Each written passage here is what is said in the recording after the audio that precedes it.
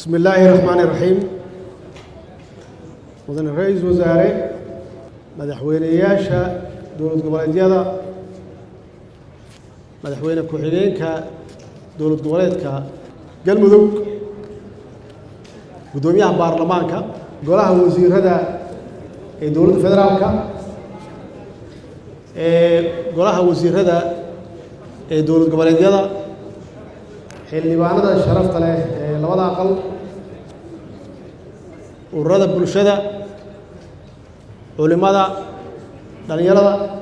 iyo bahda saxaafadda kulli waxaan ku salaamay assalaamu calaykum waraxmatullaahi wabarakaatuh marka hore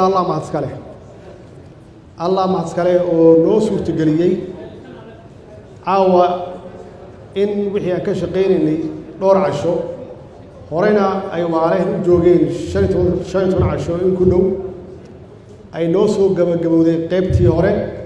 haddana aan u ballansannahay inaan isu imaanno kulan dambe oo soo socda hadduu ilaah yiraahdo waxaan u mahadcelinayaa madaxweynaha axmed qorqoor iyo howlwadeennadiisa iyo golihiisa wasiirada iyo guud ahaan shacabka iyo magaaladan dadka degan dhuusamareeb sida sharafta leh ee waaltinimada leh ee kalgacaltooyada leh ay noo soo dhoweeyeen intaasoo qof oo marti ah ay guryahooda u fureen oo ay gacmahooda u fureen aad iyo aad runtii uga mahadcelinayna xaqiiqatan muddadii yarta ahayd uu joogay iyo waxa uu qabtay waxa isu dhow maaha 6 bilood uu joogay runtii wuxuu muujiyey leadership iyo hoggaan wanaagsan ayuu muujiyey wuxuu ka bilaabay inuu isku soo leexiyo oo raadiyo dadkii ka fikrad wanaa oo qaar ka mid ah uu annaga naga soo kaxeeyey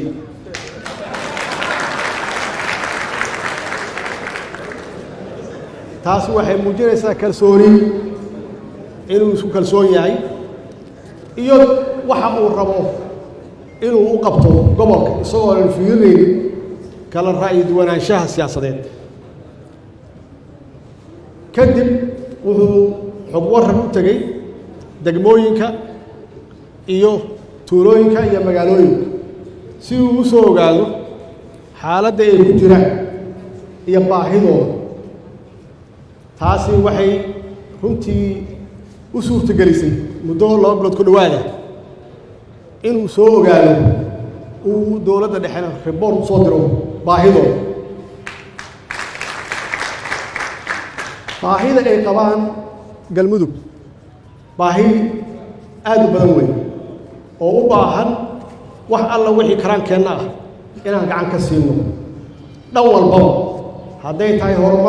horumarin hadday tahay iyo dhinac walba aan ka kabno waxaan ku amrayaa ama farayaa xukuumadda inay ku siiso muhiimad gaar ah ayna raadiso si kasta ay galmudug u caawin karto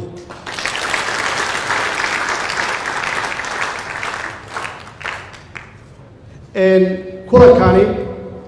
wuxuu daba socday kulamo hore oo naga baaqday oo dhowr jeer intaan ballannay ay suurtoobi weyday sababo jiro dartood mar kale waa u mahadcelinayaa inuu dusha saartay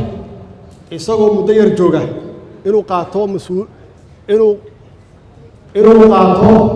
mas-uuliyaddaas xoog leh isagoo dhaqaale iyo organisation dhammaystiran ba aan lahayn alxamdulilah hadda waxaan aragnaa madaxweynaha iyo xukuumaddiisu iyo guud ahaan shacabka reer galmudug inay u diyaarsan yihiin inay u istaagaan dib u dhiska gobolka annagana waa naga ballan wax alla wixii karaankeenna ah waa idina garab taaganna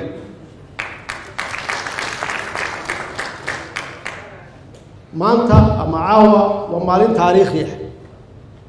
oo aan halkan isugu nimid inaan ka wada hadalno go-aan maaha inaan is dhagaysano kala ra'yi duwaanashaheenna aan isu dulqaadanno aan isu tanaasulno oo aan uga hadalno masiirka dalka aan uga hadalno iyo mustaqbalkiisa iyo mustaqbalka carruurteena aan uga hadalno waxaan rabaa inaan waxyar ka yidhaahdo muhiimadda aan halkan isugu nimid waa la taataabtay waxaa laga hadlay shakhsiyaad ama dad raba in ay doorashada ku soo noqdaan ama baqdin ka qaba intaas waa ka weynta shaksi iyo rabitaankiisa way ka weynta anugu waxaan ku imid nidaam la yidhaahdo doorasho dadban oo aan dalka hore uga dhicin waxaa ka horreeyey doorasho oday dhaqameedyadu ay soo xulaayeen labada waa ogeyn culays badan yaa saarnaa dadkuna waxay qabeen walaaho wareer qaarna waa waanaayeenba say ugu soo noqon lahaayeen sababta wax kale ma ah nidaamka lagu soo noqonayo yaan la garanayn waa lagu qanacsanaa 2016 nidaamkii lagu yimid maxaa yeelay nidaam hore loo yaqaano ma ahayn waxay ahayd nidaam lagu heshiiyey oo wada ogol ahayd wixii ka dambeeyey waxaa lagu ballamay inaanan qaabkii hore qaab ka duwan wax loo sameeyo oo ah doorasho aanan ahayn qaabkii dadbanaa sida dastuurka uu qabo oo ah doorasho toos ah ama qof iyo coda dad badan yaa waxay qabaan inaan runtii aan ka gaabinay oo aanan waxba ka qaban oo sanadkii hadda ugu dambeeyey 2020ga aan soo baraarugnay oo maalin walba idaacadaha u sheega shacabkana ugu celceliya xaqiiqatan hawshaa hadda aan u fadhinno waxaan soo bilownay markii la doortay maxaa yeelay waxyaabihii la ii siiyey mandatka yaa waxaa ka mid ahaa dalku inuu aado qof iyo cod afar bilood markaan joognay yaa waxaan samaynay guddi oo dowladda federaalka ah iyo dowladaha xubnaha ka ah ay ku midoobeen dowladahu xubnaha ka ah waxay soo dirsadeen dadkoodii ugu fiicnaa ugu aqoonta badnaa ugu khibradda badnaa annagana waxaan soo dirsannay kuweeniina ugu fiicnaa yaan soo dirsannay muddo hal sano ah yay ka shaqaynayeen waxaan ka hadlayaa waa markii aan ka soo noqonnay London Conference yaan bilownay guddigaas inuu howlgalo Nairobi ku shiraan Jabuuti ku shiraan dowlad goboleedyada meelahooda ku shiraan xamar bay ku shiraan waxay keeneen waxaan u dirnay 4 agenda yaan u dirnay inclusive politics ay ku jirto qof iyo cod anigu waxaan rabaa inaan xog idin siiyo siday waxay yihiin inaan wax idinkugu sheego inclusive politicsku oo ah doorashada loo dhan yahay oo ay ku jirto nidaamka aan isku dooran doonno sida dastuurku qabo waxaa ku jiray khayraad qaybsi dastuurka reviewgiisa ku jiray waxaa ku jiray garsoorka ayaa ku jiray shaqadii ay qabteen miraheedii waxay soo dhammaatay laba agenda June 2018 annagoo ku wada qanacsan iyo waxay noo keeneen qorshihii doorashada qaabkii lagu geli lahaa iyo modelkii iyo sidii aan khayraadka u qaybsan lahayn macnaheedu waxay tahay waxaan bilownay maalintii aan nimid xukunkaan bilownay in dalka aan u diyaarinno election soo socda direct election ama election toos ah oo qof iyo cod ah meeshaas way meesha ay wax ka bilowdeen annagoo wada soconna oo raalli isaga ah oo ku qanacsan oo weliba ku faanayna inaan bilownay processkii waqti aad u horeeya golihii wasiiradu maxaan ku yidhaahdaa sharcigii aan keennay golaha wasiiradu waa iska gudbiyeen waxay u gudbiyeen baarlamaanka sharcigii annagu aan gudbinay maahe baarlamaanku intay fadhiisteen oo muddo qaateen iyo waxay soo saareen sharcigii aan geennay mid ka duwan oo aan shaqo ku lahayn waxa keliya isaga mid ahaayeenna ay ahayd doorasho qof iyo cod ah keliya anigu qof aan wacay oo guddigaas ka mid ahaa loo xil saaray hal qof aan wacay ma jiro amaan la hadlay oo aan idhi war keennii annagu aan keennay yaa khayr roolaaye kaas maa qaadataan iyagoo naga sii jeeda oo wax naga cararaya yee waxay la soo baxeen kan hadda yaalla waxaa la lahaa madaxweynuhu waa diidi doonaa bacdamaa uu ahaa kii hore mid uu isaga toshay jaakad uu toshay laakiin shacab weynaha soomaaliyeed iyo qof walba waxaan u caddeeyey kan kii aan toshay inuusan ahayn laakiin aan saxiixay haddii dalku uu hore u soconayo oo taariikh cusub aan gelayo anigoona ku qanacsanayn maxaa yeelay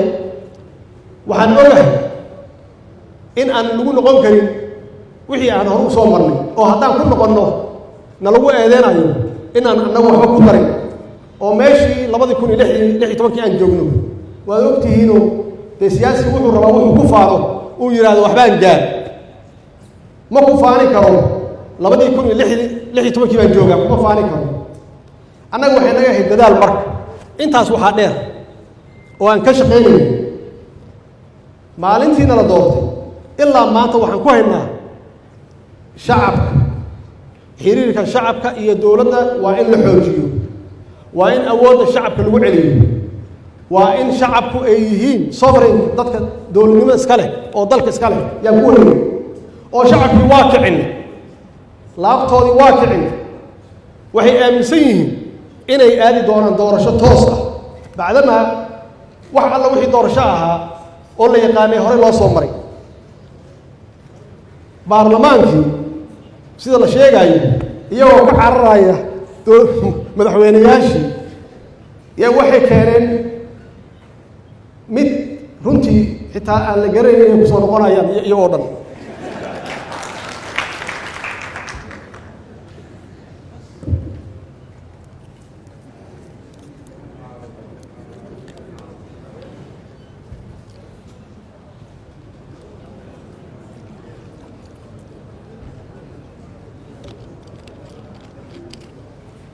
laakiin faa'iidadiisu wuxuu yahay shacabkii yaa waxay heli doonaan fursad dalku wuxuu heli doonaa in la yidhaahdo soomaaliya waa istaagtay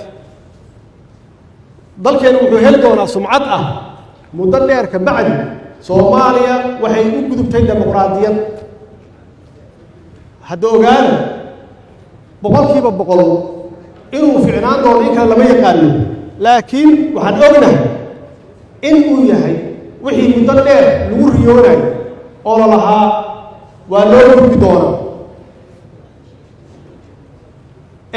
iyadoo ay saas tahay yaa waxaana soo galay coronavirus wuxuu naga qaatay muddo 6 bilooda muddadaad arkaysaan oo dib u dhacay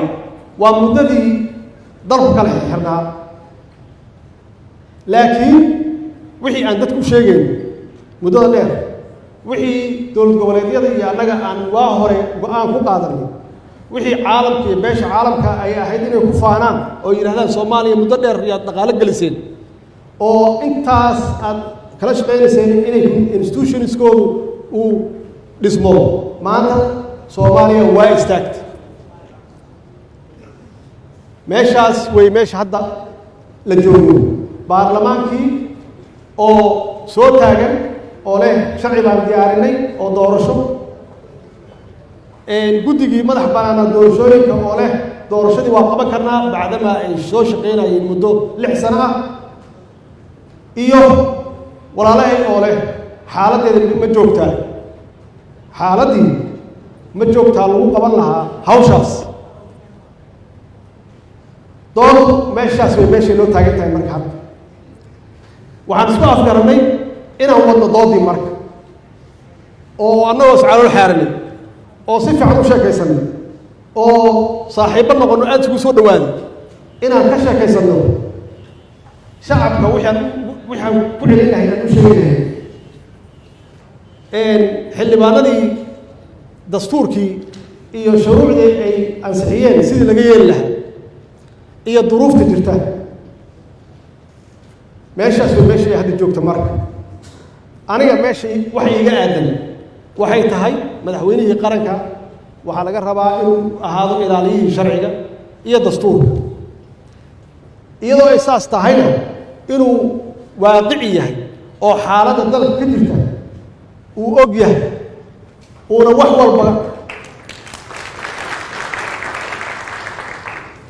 walba ay tahay in lagu saleeyo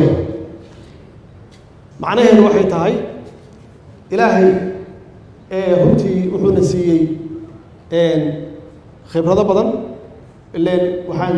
soo soconnay muddo dheer ayaan soo soconnay intii dowladdii dhexe burburtay dowladdii burburkii ka bacdi waxaa soo dhisay saad la socotaan siyaasiyiin jabuutaa lagu soo dhisay 10 sano way shaqayn weyday tii ku xigtay civil society-gaa dhisay oo carta lagu dhisay 2000 iyo oday dhaqameedyo iyo siyaasiyiin tii ku xigtay waxaa soo dhisay hogaamin kooxeedyo oo lagu qancinayay iyaga tii ku xigtay culumaa soo dhistay oo iyagoo lahaa bal iyagii ha lagu kala qaybiyo ama hal ha lagu gaaro tii ku xigtay oday dhaqameed baa soo dhisay oo waa tii uu xasan sheekh ku yimid tii ku xigtana waxay ahayd model ka fiican wixii oo dhan oo 51 erga ah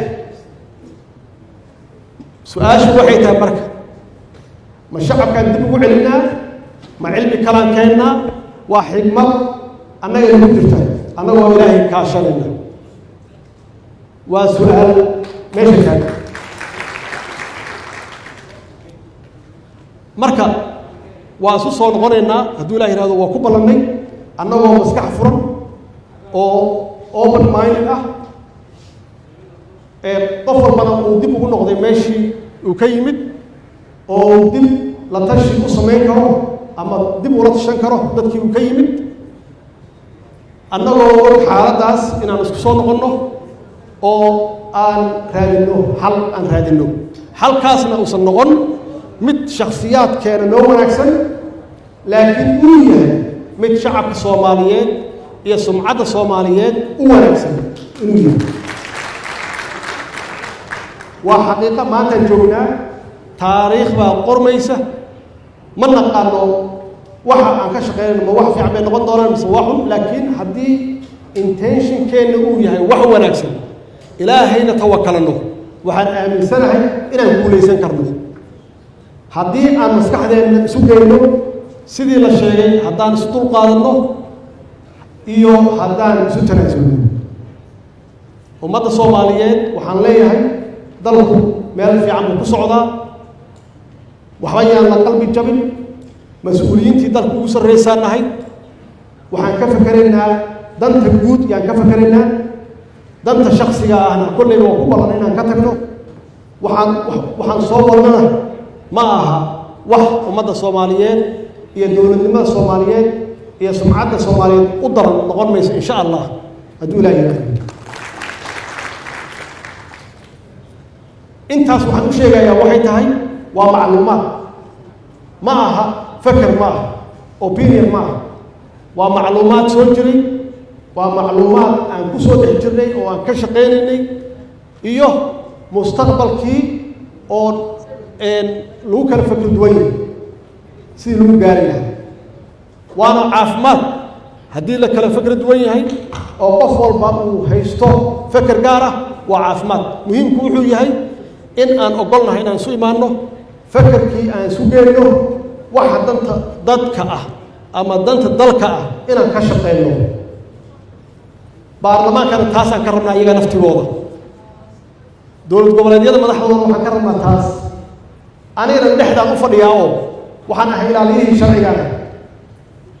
isla markaasna siyaasad lagama tegaayo iyada naftigeeda waa in la helo xal siyaasadeed oo dadku ay ku qanci karaan in la helo marka mas-uuliyaddaasi waa la wada saarantahay kulligii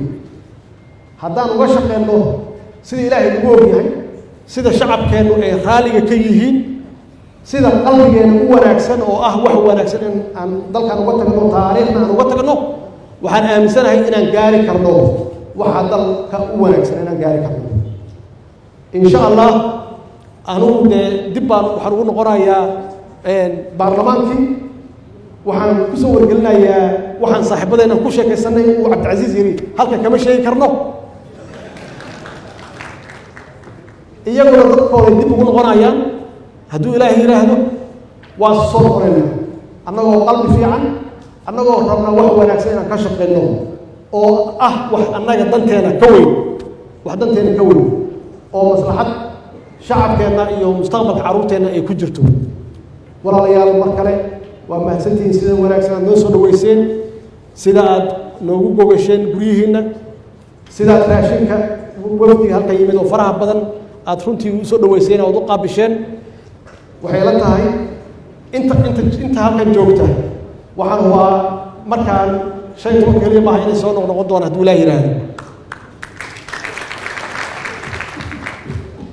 hadalkayga waxaan ku soo gabagabeynayaa dalku meel fiican buu u socdaa annagana si fiican baan wax u wadnaa rajadiinna ha wanaagsanaato shacabka soomaaliyeed meel kasta joogaan wasalaamu calaykum waraxmatullahi